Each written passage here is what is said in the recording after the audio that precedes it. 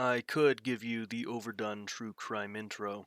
You know, the one where I talk about how fun vacations are until the not fun part happened to this poor bastard. Or I could use my writing ability for bad reasons, like telling whoever it was that started that trend in true crime writing to gargle my ballsack. The people who use it, though, y'all are okay. I mean, following trends it's not inherently evil. Anyways, let's talk about Rebecca Coriam. At this point in script writing, I only know the name and that it's a disappearance, but I'm calling it now. She's British, isn't she? Yep, she is. British people of the world, be warned. You cannot hide from me.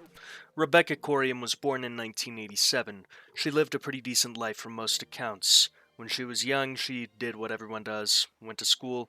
She then went on to go to college and join the military. But she got a job with Disney Cruise Lines after the military stint had ended in 2010.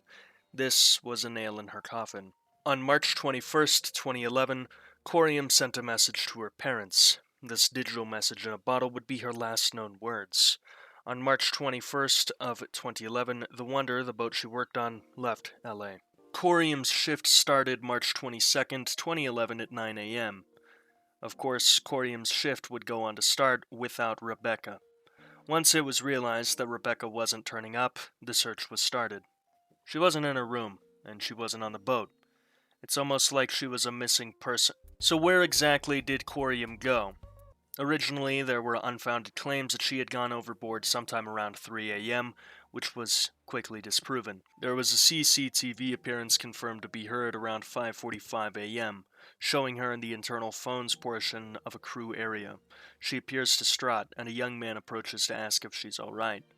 She responds with what is best estimated as, "Yeah, fine," before hanging up the phone, putting her hair up, her hands into her back pockets, and walking away. The security camera footage proved to be a bust, though, with Coriam remaining unfound. The U.S. Coast Guard and the Mexican Navy patrolled the waters that the Wonder had sailed, finding no sign of her. When the Wonder returned to LA 3 days later, a detective from the Bahamas was flown out. You might be wondering why that guy is here, or why it's even relevant that a detective from the Bahamas was flown to LA. So now's your reminder that corporations are evil and most cruise liners are registered in Caribbean countries to avoid paying taxes and other very unsavory things.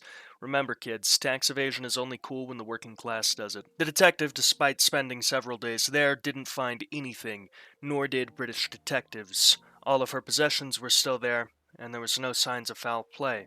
Everything was normal except for the fact that Rebecca did what 25% of fathers in the United States do.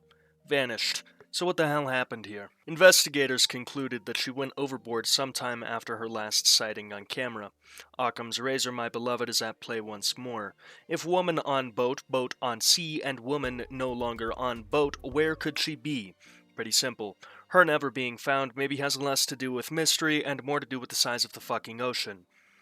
But this is one of my videos we're talking about here, so let's discuss the love triangle suicide theory. Yes, you heard those words. As much sense as the overboard theory makes, things still don't add up. The fact that on a cruise ship where there should be decent security camera networks in place, Coriam is just lost is extremely suspicious.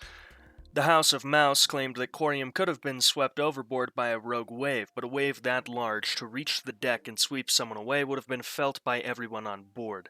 Investigators also claimed to have found Rebecca's flip-flops at the pool, a support of the rogue wave overboard theory, except these flip-flops aren't Coriam's as proven by private investigators.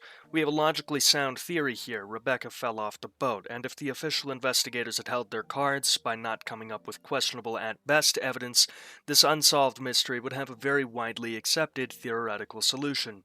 But with too many glaring holes in the official chains of events, it isn't illogical to posit that maybe something else happened. So how the hell do we get from this baseline to love triangle self-removed from Minecraft server?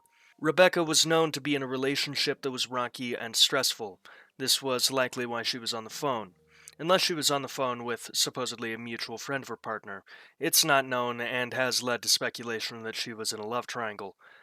This kind of stress can drive someone to take their own life, but I'll be frank with you, this theory is tabloid bullshit, and I only brought it up to laugh at it.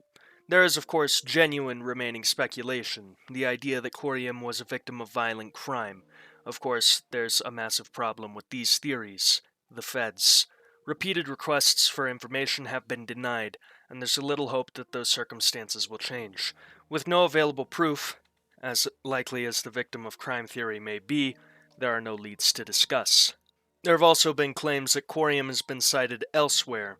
This theory is that Rebecca ran away and started a new life, but there's no reasonable way she could have slipped off the boat, and with all of her possessions still in her quarters, she would have nothing but the clothes on her back when she did so, which means that it is extremely not likely. For 11 years, 7 months, and at the time of writing this script, 19 days, Rebecca Coriam has been missing.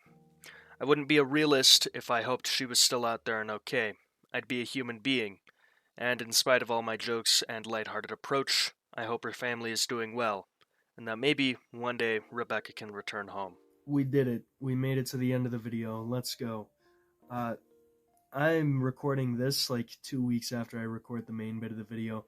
I'm super sick with RSV right now. Not a good time. Not very fun at all. However, we did it. We made it to the end of the video. I edited this thing all the way through. We survived. Now,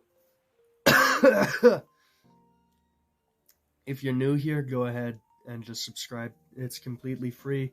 You can always undo it if you hate my guts later, and it helps me pursue my dreams.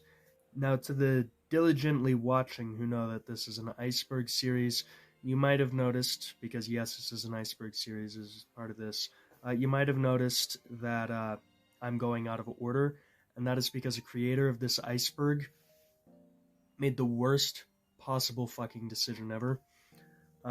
They organized the layers to the iceberg alphabetically, and I just could not do it anymore. I hated it. I hated the format.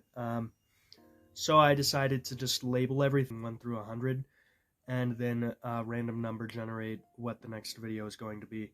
Now, of course, I also decided, because it'd be a little funny, to give patrons the ability to choose this. So the way that this works now is I generate 3 numbers, which correspond to 3 different videos, or 3 different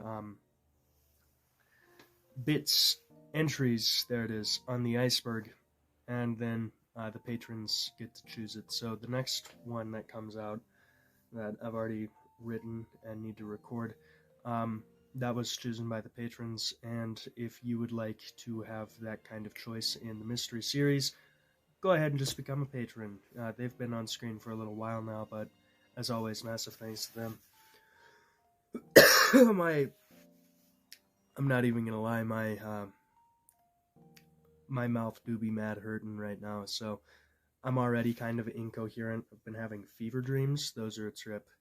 So thank you so much for watching, as always. Thank you to the patrons, as always. If you would like to join the Patreon, the link is down in the description. And of course, as always, I'll see you next time, and until then, memento mori.